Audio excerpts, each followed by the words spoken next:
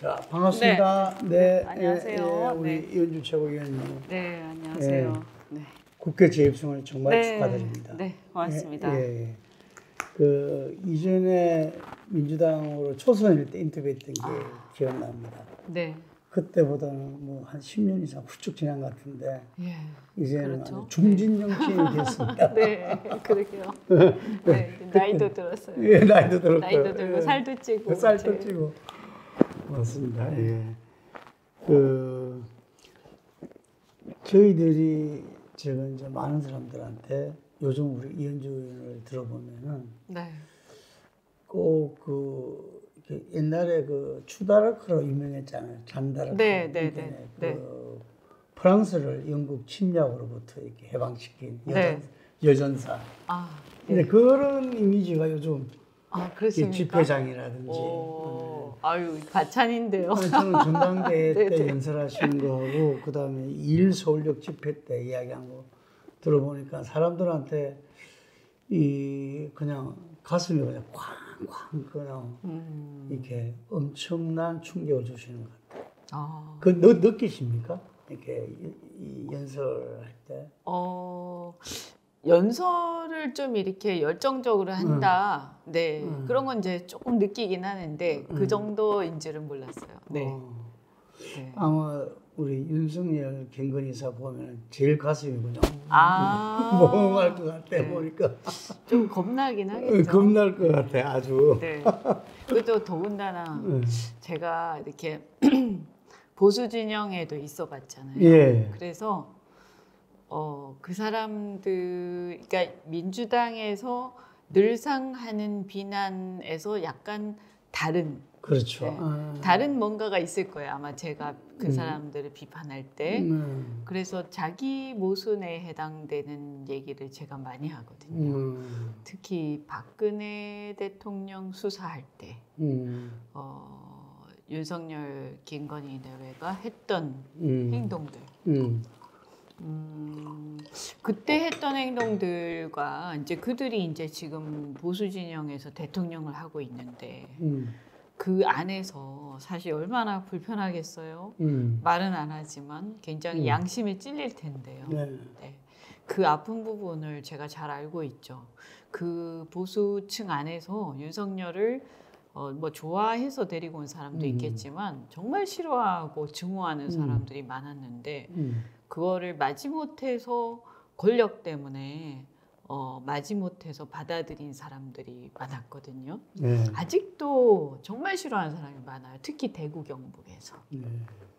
그 제가 이제 이야기를 들어보면은 저도 뭐 우리가 보면서 이 진보 보수 다 같이 취재를 하고 어떤 뭐 어떤 면에서는 중도적 뭐 저희들이 볼 때는 중론 집회를 관점에서 하니까 여러 그 취재원들도 있고 이런데 그분들이 볼 때는 기본적으로 윤석열 대통령은 보수가 아니다. 전혀 아니죠. 거기부터 출발을 하더라고. 전혀 아니죠. 보수는커녕 뭐 그러니까 보수라고 얘기하기가 굉장히 부끄러운 사람이죠. 그러니까 이 보수라고 하면요. 일단 첫째 가족 공동체를 되게 중요하게 생각하고. 그렇죠. 그런데 그 부분은 정상적인 가족이라고 보기가 뭐 정상이라고 표현하는 것이 맞는지 모르겠습니다만 어쨌든 보수적 관점에서 보는 가족 공동체의 모범적인 표본은 아니죠. 그렇죠. 그리고 김건희 여사도 마찬가지고요. 정상 이게 뭐랄까 보수층이 볼 때 모범적인 어떤 뭐 부인상 또는 이제 어떤 성실한 어떤 뭐 꼭 주부다 이런 의미가 아니라 뭐 일할 수도 있고 바쁠 수도 있는데 여하튼 뭔가 기괴한 부부죠. 기괴한. 정상적이지 않은. 그래서 가족 공동체라는 개념에서도 어울리지 않고요. 그래서 처음부터 싫어했어요. 굉장히. 처음부터 싫어했고 거기다가 윤석열 대통령은 일단 뭐냐면 출발 자체가요. 물론 민주당이 임명한 검찰총장이긴 했습니다만 민주당이 탄핵을 했지만 탄핵을 주도를 했죠. 저도 탄핵에 찬성했고요. 하지만 그 이후에 적폐청산하는 과정에서 민주당 내에서도 여러 의견들이 있지 않았습니까? 그런데 저는 이제 사실은 적폐청산을 오래 해서는 안 된다. 그리고 너무 잔인하게 해서는 안 된다. 짧게, 굵게, 그리고 아주 단호하게 탁 하고 끝내고, 그죠? 그리고 사실은 너무 잔인하게 하는 게 능사는 아니잖아요. 그런데 이 적폐청산 과정에서 아무리 대중이 흥분했다고 하더라도 정치라는 것은 그 다음을 봐야 되는데 윤석열이라는 그 검사가 이 대중의 어떤 흥분을 올라타서 거기에 올라타서 마음껏 그냥 놀았죠. 그래서 거의 마녀 사냥하다시피 한 거거든요. 네. 그 당시에는 다 같이 흥분했기 때문에 우리가 그것을 많이 깨닫지 못했지만 지나고 나서 야 이건 좀 너무한데 이런 거 있지 않았습니까? 네. 그죠? 그 이제 사실은 그 장본인이 바로 윤석열 검사였죠. 그래서 저는 그런 의미에서 보면 어떤 사회의 안정, 사회가 안정되게 또 개혁을 하더라도 점진적인 개혁을 희구하는 그런 보수층의 가치에는 전면적으로 반하는 굉장히 그 비정상적인 사람입니다. 그 얼마 전 조사에서 지난주 조사에서 최초로 19% 내려왔을 때 네. 대구 경북에서 18%였어요. 네. 그런데 그때 제가 이제 대구에 있는 언론인들한테 들을 때 그 문화적 보수주의자들이 볼 때 네. 말하자면 대구 경북은 가부장제의 네. 문화가 큰데 네. 네. 마누라한테 잡혀가지고 국정을 제대로 못한다는 부분 네. 때문에 더 분노했다. 그럴 이런 수 말들을 있죠. 많이 들었어요. 네. 네. 더더군다나 핸드폰 모바일 예. 문자를 자기 문자를 영부인이 대신 보낸다. 그게 국정농단이기도 하고요. 사실은 왜냐면 영부인 뽑은 게 아니기 때문에 네. 아무리 영부인이라도 그래서는 안 되죠. 그런데 사실상 뭐 바보 온달도 아니고요. 그죠? 네, 뭐 바보 온달이죠. 그걸 보면 그냥 자기의 생각이라는 것은 없는 사람이잖아요. 주체성이 없는 사람 아닙니까? 그래서 영부인이 대신 다 보내고 그러면 사실상 그 의사결정과 의사표현의 주체는 이 문자를 받는 사람은 윤석열 대통령이라고 생각을 했을 텐데 실은 김건희 여사였다는 거잖아요. 그러면 그 문자를 보낼 때 그 생각과 그 의사는 윤석열 대통령이 아니라는 거죠. 그 사람은 그러니까 투명인간 취급을 받은 거예요. 근데 그 7일날 국민 담화 및 기자회견이라고 표현을 해야 되는 모르겠는데 그거 보고 상당히 좀 국민들이 좀 당혹스러웠어요. 네. 여러 가지 거기서 윤석열 대통령이 하는 이야기가 저게 맞나? 본인도 그게 무슨 뭡니까 국정농단에 대해서 네. 뭐 국립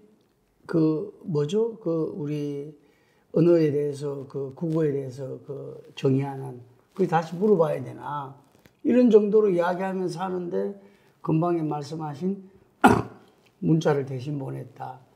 그 다음에 뭐 여러 가지 이야기들이 그게 당혹스럽게 만들고 그게 과연 대통령이 할 수 있는 이야기들인가. 그리고 조금 더 나아가서 아까 특검에 대해서도 본인이 스타가 된 게 특검을 통해서 스타가 됐는데 거기 뭐 부정했죠. 예, 부정하고 뭐 헌법에 반한다는 이야기를 하고 그래서 이게 도대체 앞뒤가 안 맞는 네. 그리고 일반적인 상식에서 봤을 때 지나치는 이야기들을 갖다가 너무 많이 했어. 그래서 저는 추경호 원내대표가 그 부분을 어찌 말하면 커버하기 위해서 소탈했다. 이렇게 표현했다고 저는 보거든요. 네. 그러니까 아마 이 김종엽 최고위원도 뭐 중앙일보 편집국장을 한 친구잖아요. 그런데 다들 보면 상당히 전부 다 좀 당혹한 것 같아. 그래서 이걸 분노에 앞서서 이 뭔가 이게 당혹을 해가지고 이 한동훈 대표도 그날 아무 말도 못하고 그 다음날 어찌됐든 열심히 하자 뭐 이런 말을 한 것 같은데 민주당은 이제 맹공격을 퍼붓는데 이 우리 연주 최고는 좀 다르잖아요. 이게 보수층들한테도 이야기를 많이 들어봤을 거잖아요. 네. 지금 그 담화 및 기자회견 한 걸. 네. 뭐 어떻게 이야기합니까? 그냥 뭐 제가 볼 때는 딱 한마디로 그냥 어이가 없다 뭐 이런 거죠. 어이가 없다. 그리고 바보네 이런 거죠. 죄송한 얘기인데. 그냥 바보였네 이런 느낌? 네. 그냥 뭐 약간 부족하고 뭐 능력이 모자라고 이런 거 알고는 있었지만 그야말로 저 사람 바보네 이런 느낌을 딱 받은 거죠. 그래서 이 보수 언론이나 이쪽 기조는 제가 지금 쭉 취재를 해보니까 어쨌든 마지막 기회는 주자, 지켜보자 라고 이제 방향을 잡은 것 같아요. 네. 그 이후에 논조들을 보면 네. 또 제가 직접 듣기도 하고 네. 아직까지는 뭐 완전히 그 신락 같은 희망을 버리지는 않은 것 같아요. 예. 네. 마지막 뭐는 조금 남아있는 느낌. 김종혁 최고 같은 경우도 단초를 줬다. 조그만 단초. 한동훈 이 대표가 이야기했던 5가지 요구에 대해서 그나마 두리뭉실하게 어쨌든 부정은 안 했으니까. 뭐 형식이 사과였으니까요. 내용은 아니었지만 뭐 이렇게 아마 자족하는 것 같은데요. 그러니까 모든 언론에서 제목 어찌됐든 사과 뭐 이렇게 나왔으니까. 근데 민주당은 이와는 달라야 되는 거 아닙니까? 그럼요. 일단 첫째는 너무나 뻔뻔한 거짓말을 했죠. 전 국민이 그 이제 녹취를 통해서 다 들었잖아요. 공천 개입하는 걸 다 들었잖아요. 자기 스스로 자기 입으로 공천 개입을 한 내용이 녹취에 다 나왔는데 거기에 대해서 이런 방구의 말 없이 그것을 전면 부인하지 않습니까? 기자회견에서 의견 제시라고 이야기했죠. 의견 제시. 예, 그래서 아주 뻔뻔하기 이를 데 없다. 그리고 거기에서 한 발 더 나아가서 이 사람이 보니까 모바일을 통해서 문자를 영부인이 대신 보내곤 했구나. 그렇다는 얘기는 모든 중요한 의사결정과 국정을 어쩌면 본인이 아니라 영부인이 해왔구나. 그런 것을 오히려 한 번 더 알게 된 거죠. 더 모르고 있던 것을 더 확인하게 된 거죠. 그래서 이런 상태로 계속 묵과할 수는 없는 거 아니냐, 국정을. 그러니까 이 냉정하게 얘기해서 뭐 인간적으로 뭐 어쩌고 저쩌고를 떠나서요, 아주 이성적으로 판단했을 때 저런 상태에 있는 사람을 국정을 계속 운영하게 놔둘 수 있는가 하는 그런 냉정한 판단이 드는 거죠. 안 되지 않느냐, 나라를 위해서. 그럼 어떻게 해야 되죠? 그래서 그게 문제인 거죠. 그래서 이제 그걸 보고 나면 다수의 국민들이 그분에 대한, 그러니까 윤석열 대통령에 대한 판단이나 평가 이런 것은 저는 거의 끝났다고 봅니다. 이렇게 그러니까 전적으로 국정을 행할 수 있는, 운영할 수 있는 능력이 안 된다. 그리고 능력이 안 될 뿐만 아니라 거짓말투성이고 전혀 이게 나라를 맡길 수 없다. 여기까지는 평가가 끝났고요. 다만 이제 좀 다른 것은 이런 거겠죠. 그래도 어떻게 억지로 끌어내리냐, 내지는 뭐 어떤 방식으로 그만두게 할 거냐, 아니면 중간에 그만두게 할 수 있을 거냐, 그 혼란을 우리가 겪을 수 있을 거냐, 요 점에 대해서 이 사람의 임기가 남아있기 때문에 남아있는 임기를 어떤 방식으로 언제 끝낼 것이냐 하는 것에 대해서 갑론을박이 남아있는 거죠. 제가 볼 때는. 근데 그동안에는 총선 이후에도 뭐 저도 여러 루트로 전달은 했지만 어쨌든 간에 7공화국 헌법위원회 개헌으로서 임기 단축, 이게 가장 영광스러운 태로다 했는데 뭐 그걸 포함해서 임기 끝까지 가겠다는 본인이 선택해야 되잖아요. 본인이 선택해야 되는데 본인이 그걸 선택할 생각이 없다라고 밝혔기 때문에 예를 들어서 개헌을 하더라도 대통령을 배제한 개헌을 할 수밖에 없는 거죠. 대통령을 배제한 상태에서 일종의 이제 그런 국회가 중심이 된 개헌을 할 수밖에 없는 거죠. 개헌을 만약에 한다고 한다. 예. 그러니까 이 탄핵 같은 경우도 국회에서 의결이 나고 헌재에서 통과가 돼야 되죠. 되는 문제고, 그래서 박근혜 탄핵도 사실은 국민이 이뤄낸 탄핵이다. 네. 이렇게 이제 이야기를 하지 않습니까? 네, 네, 네. 그때 그 여의도에 있는 여야 모두 처음부터 탄핵을 생각하지 안 했잖아요. 예, 그때 사실은 처음에는 그냥 물러나라, 뭐 국정에 손을 떼라, 뭐 이런 수준이었고요. 탄핵이 과연 되겠냐, 네. 이런 생각이 많았죠. 네. 네, 일단 국회에서 통과가 되겠냐도 있었고, 국회에서 통과되더라도 헌재가 의결을 해주겠느냐. 왜냐하면 다수의 재판관들이 박근혜 대통령 임명한 재판관들이었거든요. 예, 그래서 어렵지 않을까. 그래서 괜히 했다가 역풍만 맞을 수 있다라는 것 때문에 소극적이었죠. 지금도 마찬가지잖아요. 지금도 마찬가지죠.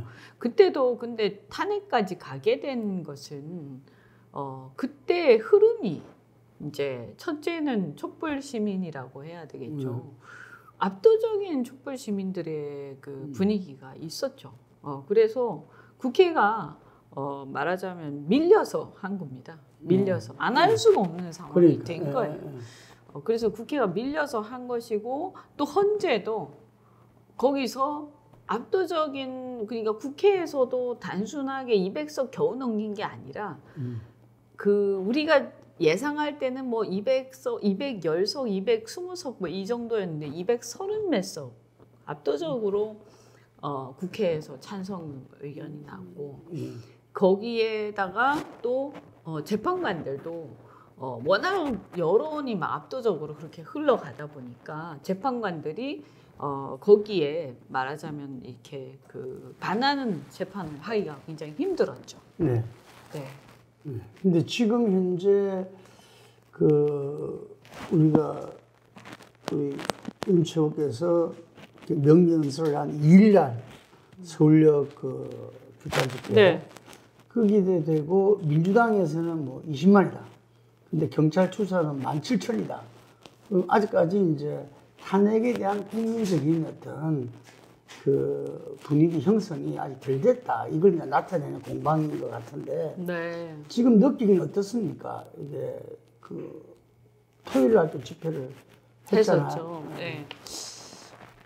뭐 많게 추산하면 한 2-30만이고 적게 추산하면 그 정도인 것 같은데요. 결국에는 어떻든 간에 이제 그런 숫자를 또 떠나서 열기라는 게 있지 않습니까? 열기와 그 다음에 언론의 동향, 그 동향과 열기가 어느 정도가 돼야 되냐면 압도를 해서 여당, 그러니까 국민의힘이 거기에 굴복을 할 정도가 돼야 되거든요. 그러니까 이제 이게 단순히 숫자가 중요한 게 아니라 그러한 열기가 너무 뜨거워서 우리뿐만이 아니라 여당까지도 어쩔 수 없이 끌려가는 정도가 돼야 이게 이제 가는 거거든요. 그러니까 우리만 막 한다고 되는 게 아니지 않습니까? 그래서 헌재가 보더라도 예를 들어서 200석이 되는 것도 중요한데, 만약에 200석을 겨우 넘겨서 대부분이 야당이고 한 몇 명의 이탈자만 나와서 한 201석 정도 돼서 간다고 치면, 헌재 재판관들이 봤을 때는 이것은 야당이 중심이 돼서 권력투쟁을 하는 것이다 라고 보기가 쉽거든요.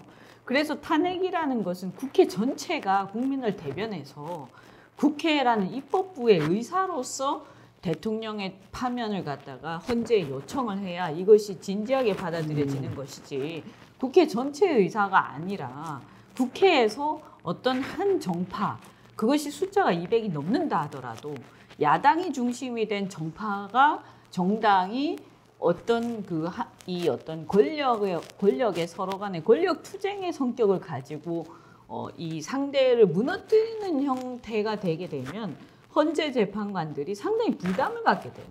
이것을 이제 인용을 하는 데 있어서. 왜냐하면 어느 한쪽 편을 드는 느낌을 주게 되거든요.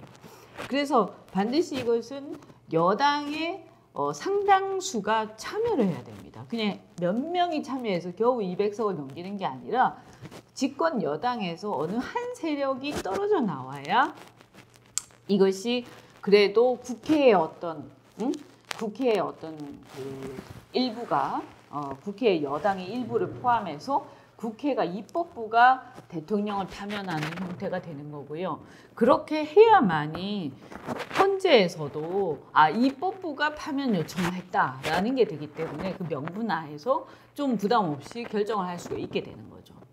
굉장히 중요한 포인트를 지적하신 것 같아요. 네. 이게 탄핵이 되려면 어쨌든 간에 국회가 여야가 아니라 국회 차원에서 탄핵에 대한 그 공감대가 있어야 된다. 네. 그게 뭐냐면 지난번 박근혜 탄핵 때는 그 아시다시피 그때 122 민주당이 한석 이겼거든요. 네. 그 당시 새누리당이 121석이었어요. 네. 지금보다 훨씬 많았죠. 네. 나중에 탄핵은 찬성은 234명, 2, 3, 4였거든요. 이게 그 정도의 압도적 분위기가 됐을 때 헌재도 받아들인 거잖아요. 그렇죠. 그리고 그 정도 된 거는 뭐냐면 바로 국민적인 요구가 있었기 때문에 가능했다고 보는 거고, 지금 그래서 저는 108명이라 해가지고 8석이 어떻게 되냐 아니냐 이 문제는 아니다. 예.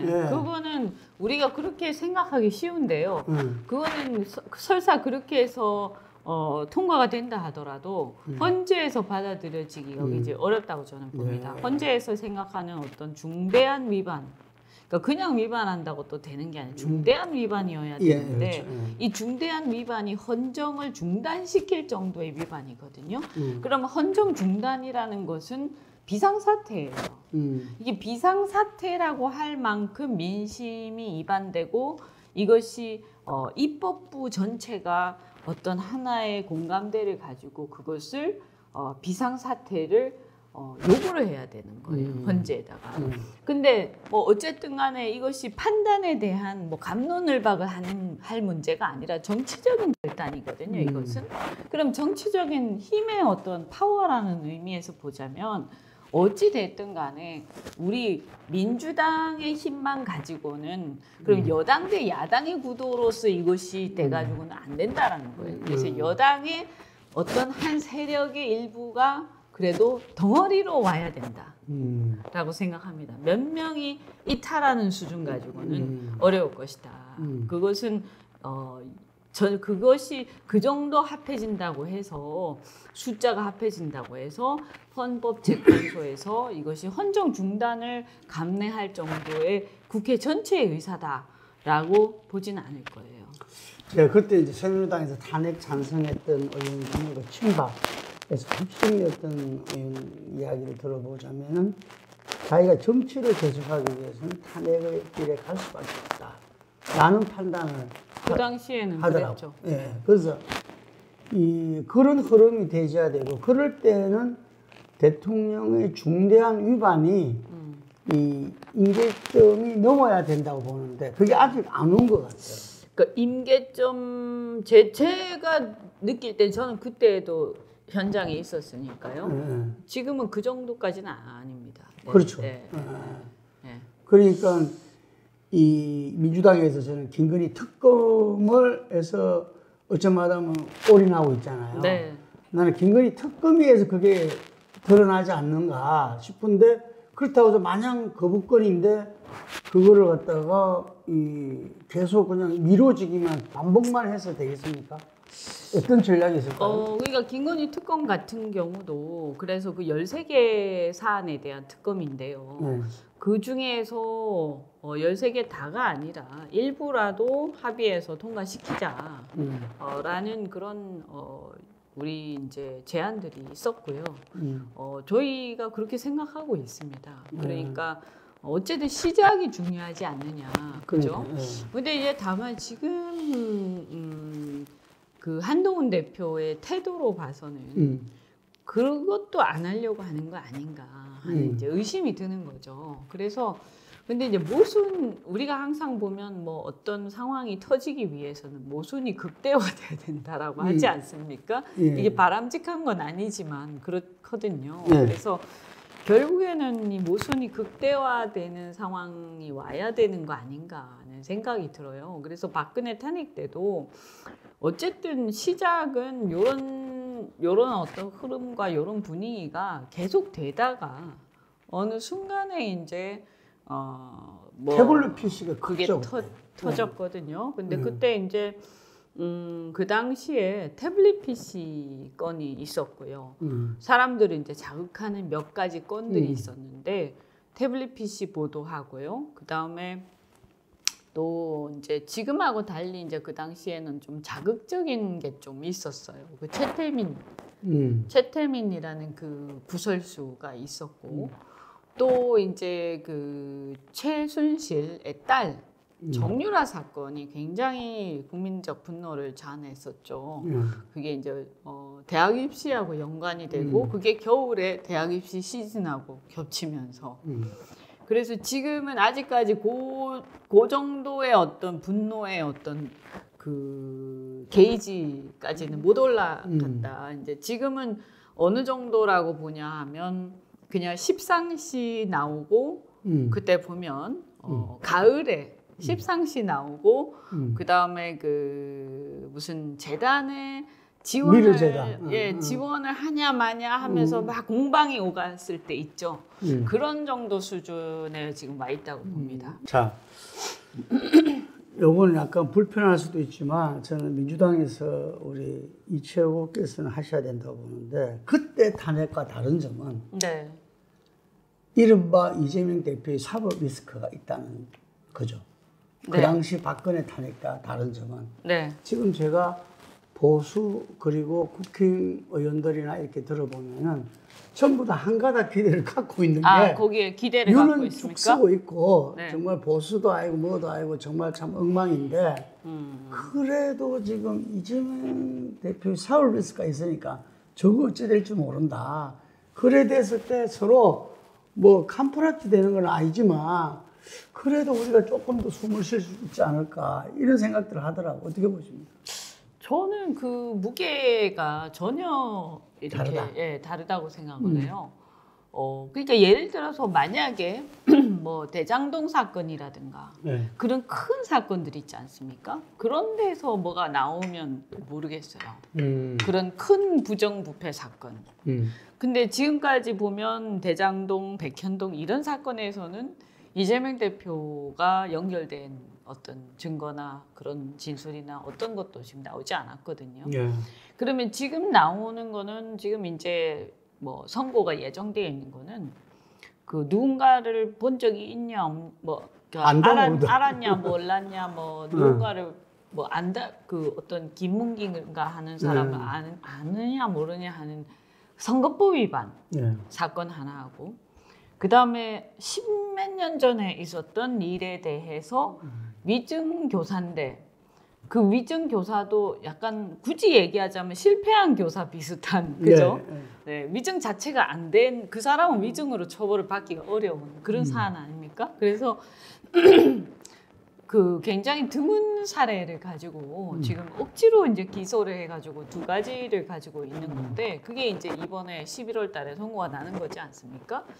그러면 제가 봤을 때 우리가 상식적으로 그 두 가지 사안은 우리가 이제 죄의 어떤 설사 그게 유죄로 난다 하더라도 벌금형 정도의 사안이고 또 사안을 보면 제가 볼 때 위증 교사는 실패한 교사거나 혹은 이것은 위증 자체가 성립 안 하는 거기 때문에 이거는 저는 무죄 사안이라고 보고요. 선거법은 이것은 그 사람을 본 적은 있는 것 같은데 이것을 안다고 해야 되냐 말아야 돼 모른다고 해야 돼 이 애매한 거기 때문에 이것은 사실은 이제 어떻게 보느냐의 문제인데요. 전 이것도 사실 무죄로 봅니다. 그런데 이걸 만약에 억지로 뭔가 한다라고 보더라도 그럼 이걸 가지고 대통령 후보가 될 수 없을 정도의 그 중차대한 어떤 큰 그걸로 볼 거냐. 그래서 제1당도 흔들리게 만들잖아요.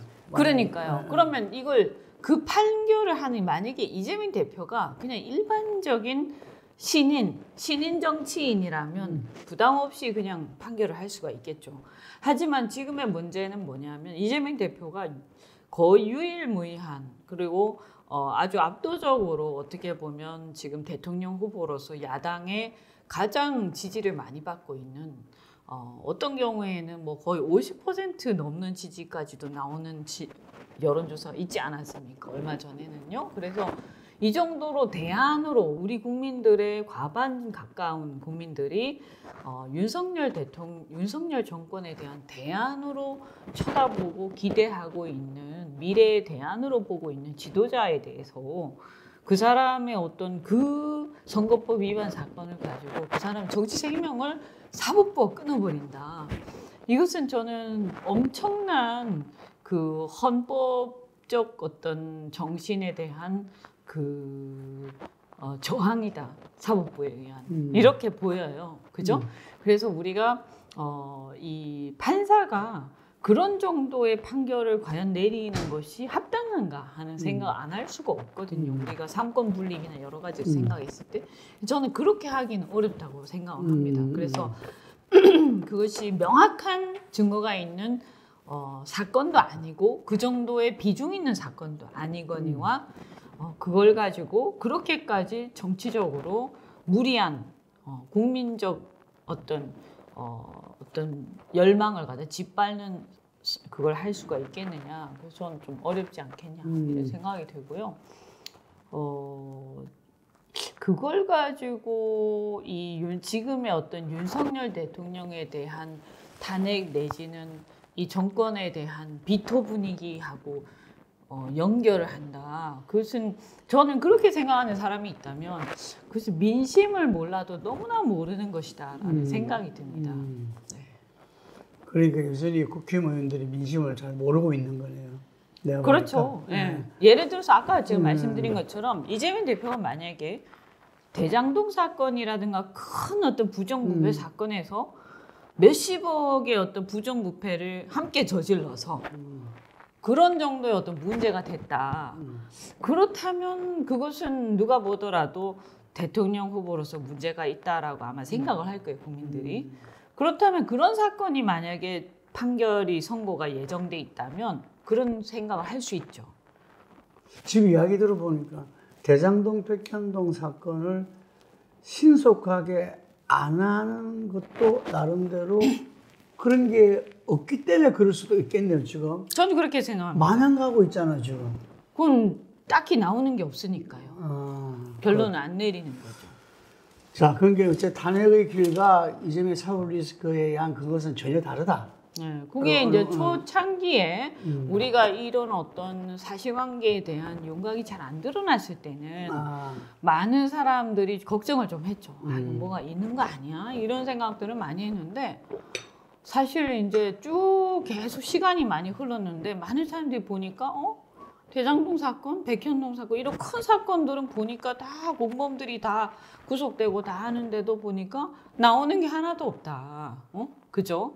그래서 이거 아무것도 아니네 이렇게 된 거고 그 다음에 이제 뭔가 막 이제 찝쩍거리는데 그 찝쩍거리는 것은 솔직히 말씀드리면 굉장히 주변적인 일들이고 그것조차도 과연 이것이 유죄인가 싶은 그런 사건들이라 이것이 우리가 큰 틀에서 대한민국의 어떤 미래를 좌우하고 대선의 어떤 흐름을 좌우할 사안은 아니지 않느냐.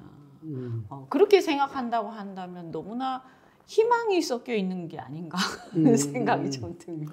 근데 또 한편으로는 민주당에서 생중계 한번 탁 모험 치는 것도 좋았지 않나 생각도 이렇게 들더라고요. 생중계를 굳이 할 필요는 있을까요? 그거를 그렇게 따지면 뭐 김건희 사건도 한번 생중계 한번 해보면 어떨까 하는 생각이 드는데. 그건 나중에 해야 되겠습니까? 근데 이유는 아마 어쨌든 제가 한번 그 위증교사 건에 대해서 한번 가봤어요. 재판에. 제가 이제 그 느낀 거는 십몇 년이 지난 사안이에요. 그게. 그래서 성남시장 시절에 본인의 정적이었던 전 시장의 측근이 이제 증언을 하는데 그 사람한테 위증을 해달라고 교사를 했다는 건데 일단 정적의 측근한테 위증해달라고 교사한다는 것 자체가 굉장히 비상식적인 얘기죠. 사이가 굉장히 안 좋을 텐데 위증을 어떻게 교사를 합니까? 그렇지 않습니까? 그러니까 굉장히 억지스러운 내용들이었는데 그 자체도 십몇 년이 지났으면 우리가 보통 기억을 못하지 않습니까? 십몇 년이 지나면요. 근데 그것을 다시 되살려서 재판을 하고 있더라. 그래서 저는 제가 일견 느낀 것은 야, 십몇 년이 지난 저런 작은 사건을 그것을 십몇 년이 지난 지금 다시 되살려서 위증 교사를 가지고 다투고 있는 이 모양 자체가 굉장히 우스꽝스럽고 사실은 대통령 후보가 아니었으면 이게 과연 있을 수 있는 일인가? 지금 와서 기소를 해가지고 재판이 진행된다는 것 자체. 그럼 만약에 저한테요. 십몇 년 지난 옛날이라고 하면 제가 정치도 시작하기 전인 얘기인데 그때 제가 뭐 누구랑 무슨 얘기를 통화를 한 게 있는데 그걸 끄집어내서 그걸 가지고 그게 너는 위증교사를 한 것이다 라고 한다면 과연 내가 제대로 방어할 수 있을까? 저는 좀 이상하다는 생각이 듭니다. 법조인 출신 네. 국민의힘 이 중진 의원 한 분은 저한테 무죄 나도 이상할 거 없다 이러더라고요. 네. 본인이 법률적인 저는 무죄라고 생각합니다. 판단. 네. 그래서 그건 뭐 지켜봐야 될 것 같은데 네. 어쨌든 하여튼 뭐 그게 탄핵의 길과는 다르다. 네. 뭐 이런 이야기고 네. 그거를 모르면 민심을 몰라도 모르는 거다 이런 네. 이야기인데 지금 그 어쨌든 국회 전체가 어떤 대통령의 국정 수행을 갖다가 중단하는 게 맞다고 판단하는 데는 어쨌든 여권에서 아까 말한 덩어리가 와야 된다 이런 표현을 썼잖아요. 네. 그럼 지금 현실적인 게 그게 이게 한동훈 대표와 알파 그 세력들이랄까요? 이런데 한동훈 대표가 계속적으로 국민 눈높이를 이야기하면서 4대 요구를 하고 했어요. 물론 특검은 빠져 있었지만 이게 했는데 이번에 그 윤석열 대통령의 국민 담화를 보고 한 발 좀 빼는 입장 그리고 그냥 빼는 게 아니라 그 다음부터는 오히려 민주당의 맹폭을 가하는 모습을 보이고 있거든요. 네. 그래서 이 부분들이 이제 냉정하게 보면은 배신자 프레임에 갇혀서는 안 된다. 그러면서 자기들도 제가 볼 때는 마지막 승부수를 던지는 것 같아. 그래서 아마 특감 같은 경우는 아마 받을 거고, 이 추경 원내대표도 네. 받을 거고, 일단 그 뭐 두리뭉실한 가운데서 지금 이 11월, 12월은 가지 않을까 보이거든요. 왜냐하면 임기쯤이 안 왔으니까 자기들도 이제 이게 도저히 그냥 있어서는 안 되겠다는 것이 늦춰질 수밖에 없거든요. 어떻게 보십니까, 한동훈 대표? 일단은 그 조금 그렇게 해서 그 시간을 끌기로 결정을 한 것 같아요. 여권 내부에서는 그죠? 그래서 고민을 하다가 그냥 일단 대통령 편에 서기로 결단을 한 것 같고요. 아마도 그 판단의 근저에는 여론이 15% 밑으로는 안 내려갈 것이다. 이런 게 좀 있는 것 같습니다. 그러니까 17%까지 갔는데 그 정도에서 행보할 것이다라고 보는 것 같습니다. 그러니까 더 확 떨어질 만한 어떤 결정적인 드라마틱한 어떤 것은 아직은 없다. 더 있진 않은 것 같다. 이런 판단을 한 게 아니냐. 명태균도 지금 거의 사과 모드로 바뀌어버렸잖아요.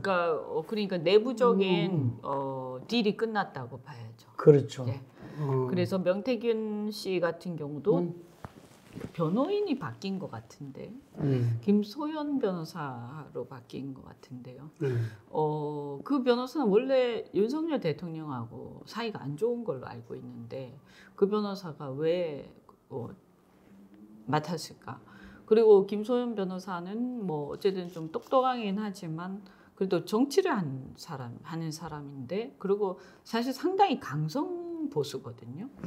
그런데 윤석열 되게 싫어하는 사람이에요. 근데 어떻게 맡았을까 하는 생각해 보면 윤석열 대통령이나 이쪽이 직접 부탁했다기보다는 보수 원로들이 나선 것 같다.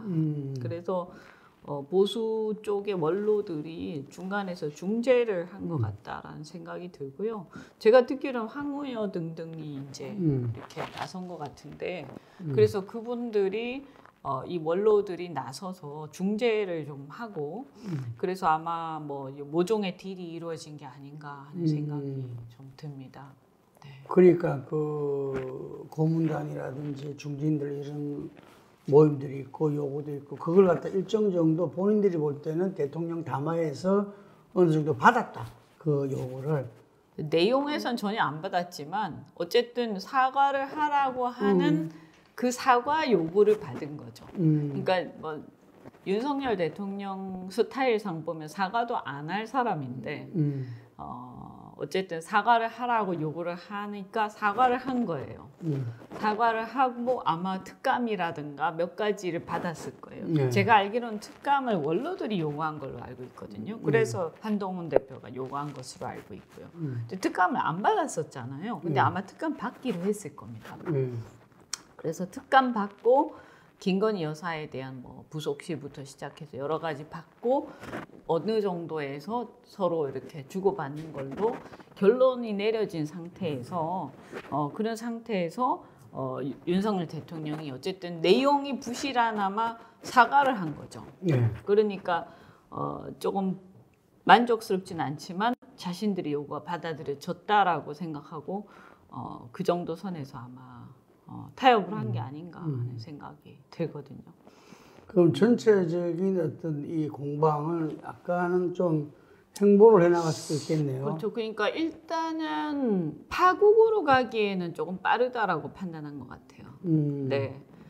조중동 같은 경우도 사실은 뭐 김건희 여사를 이렇게 뭔가 이렇게 완전히 버려라, 내쳐라 이런 스탠스였는데 이 정도에서 일단은 두고 보자 이렇게 된 거 아닌가 하는 생각이 좀 그러니까 들고요. 뭐 다들 그렇게 이야기하더라고요. 제 지지에서도. 네. 과연 이제 그 다음을 봐야 되는데 나름대로 단둘이는 했다. 예를 들면 계속적으로 최근에 된 게 명태균 녹취니까 그 부분에 대해서는 좀 일단 단둘이 쳤다. 네. 그거 볼 수 있는데. 근데 뭐 제가 볼 때는요. 그 버릇이 어디 갑니까? 그래서 김건희 여사는 또 조금 있다가 좀 있으셔서 못 살 겁니다. 그래서 그 버릇이 다시 튀어나올 거고요. 결국에는 다시 국민들을 분노하게 하는 그것이 몇 달 안 있다가 저는 다시 나올 것이다. 네. 네. 그럼 명태균 녹취뿐만 아니라 뭐 여러 군데에서 많이 있을 겁니다. 깔려 있겠죠. 네, 이게. 네. 근데 이 큰 흐름은 어찌하지 못하는데 시간은 조금. 버는 거죠. 예. 네. 시간 버는 건 성공했네. 그러니까 보수에서. 뭐 그렇게 예. 만약에 이제 제가 볼 때는 최악의 경우에는 사실은 우크라이나 전쟁이라는 것을 기화로 해가지고 여러 가지 시나리오가 있었다고 의심을 하거든요. 네. 그래가지고 전쟁의 파병을 계기로 해가지고 북한 파병을 계기로 해서 우리가 파병하겠다고 나서면서 국회에 와서 파병에 대한 얘기를 던지고 국회에다가 그러면서 어떤 일종의 뭐 예를 들면 우리가 단합해 단결해야 된다 이런 메시지를 던지면서 최악의 경우에 뭐 저기 계엄령 같은 이런 것도 그냥 도는 얘기가 아니라 현실성 있는 얘기로서 준비하고 있었다라고 생각이 됩니다. 그런데 이제 그렇게 하려고 하다가 실패한 거죠, 사실은. 그리고 이제 또 이게 또 하나가 이제 해리스가 아니라 트럼프가 당선이 되면서 전쟁이 이제 우크라이나 전쟁이 평화적으로 끝날 가능성이 많이 생기지 않았습니까? 휴전할 가능성이요. 그러면서 그 시나리오는 이제 물 건너갔죠. 사실은 그렇게 갔으면 반전하려고 했을 거예요. 윤석열 쪽에서는. 근데 반전은 아니고 자신들이 이제 고꾸라지면서 완전히 끝장은 나지 않고 적당한 수준에서 겨우 기사회생 정도 하는 수준에서 지금 간당간당하는 수준에서 지금 틀어막고 있는 수준이다 이렇게 보이죠. 네. 자, 시간 관계가 시간이 뭐 얼마 안 계시니까